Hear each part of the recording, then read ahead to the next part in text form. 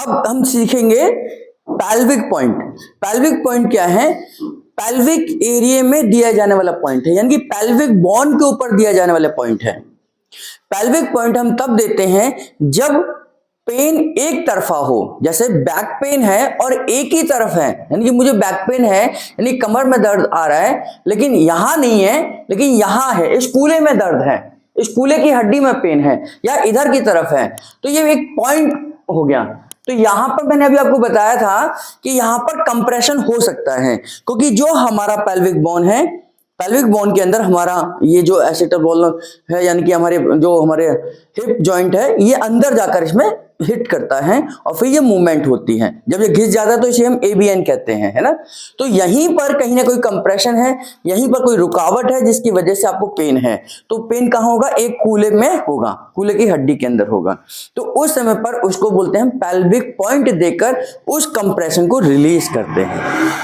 करेंगे क्या? सबसे पहले तो हमें ये देखना है कि लेफ्ट में पेन है या राइट में पेन है। मान लीजिए इनके राइट में पेन है, तो उस समय पर इनको उल्टे लिटाएंगे, पेशेंट को उल्टे लिटाकर इनका जो ये कूल्हे वाला हिस्सा है, इसके नीचे कोशिश करेंगे तकिया लगाना है आपने, और इस तरीके से आपने त्रिकोण बनाना है। जैसे आप देखेंगे तो ये बेस हो गया और ये ट्रायंगल हो गया, है ना। अब क्या करना है? ये इनकी स्पाइन है, बीचों बीच स्पाइन है, इस स्पाइन के साइड में आपने खड़े होना है इस तरीके से, है ना। और बिल्कुल बहुत ज्यादा टेढ़े नहीं होने चाहिए, ये थोड़ा सा इनका फ्लैट रहना चाहिए इस तरीके से, है ना। तो साइड में आप खड़े हो जाइए इस तरीके से, बैलेंस बनाकर, पूरा अच्छी तरीके से बैलेंस बनाना है, और इस तरीके से, है ना। 6 सेकंड का होल्ड कर लीजिए। उसके बाद अपनी एड़ी को इनके कूल्हे के जॉइंट पर रखेंगे यहाँ पर, और इनसे पूछेंगे दर्द कहाँ पर है। इनको एक पॉइंट में दर्द जरूर आएगा, है ना। अब जब आपको एक्सपीरियंस हो जाएगा तो आपको डायरेक्ट पता लग जाएगा कि यहाँ पेन है। तो धीरे धीरे हमने क्या करना है?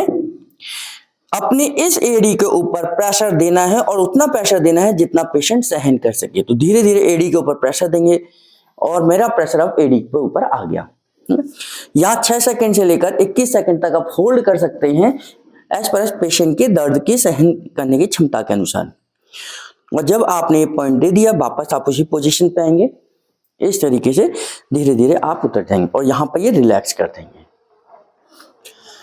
जब आप यहां प्रेशर दे रहे हैं तो ये वही पॉइंट होना चाहिए जहां एक्चुअल में उसको दर्द है, पैल्विक पॉइंट में, क्योंकि उसे कूल्हे का दर्द है, तो वहीं पर हमने प्रेशर देना है। हाँ, ये प्रेशर केवल उसके सहन शक्ति के ऊपर है कि ये आपको प्रेशर, जैसे ये यहां रखा, इसके बाद यहां रखा, कितनी देर वो प्रेशर सहन कर सकता है उतनी ही देर हमने देना है।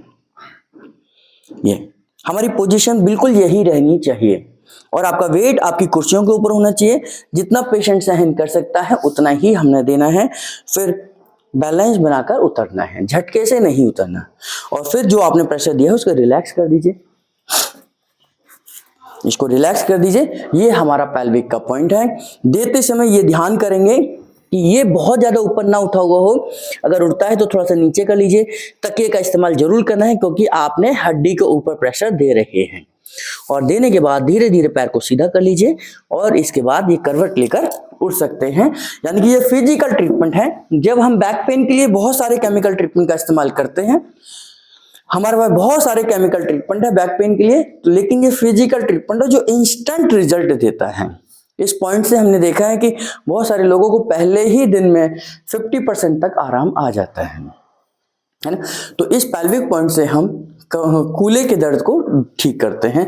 बस ध्यान क्या करना है, कूल्हे की हड्डी कमजोर नहीं होनी चाहिए, यानी कि एबीएन वहां पर नहीं होना चाहिए। अगर एबीएन लिखा हुआ है कि इनको एवेस्कुलर नेक्रोसिस है, यानी कि कूल्हे की हड्डी कमजोर है, हड्डी गल गई है, तो उस समय पर हम फिजिकल ट्रीटमेंट का इस्तेमाल नहीं करेंगे।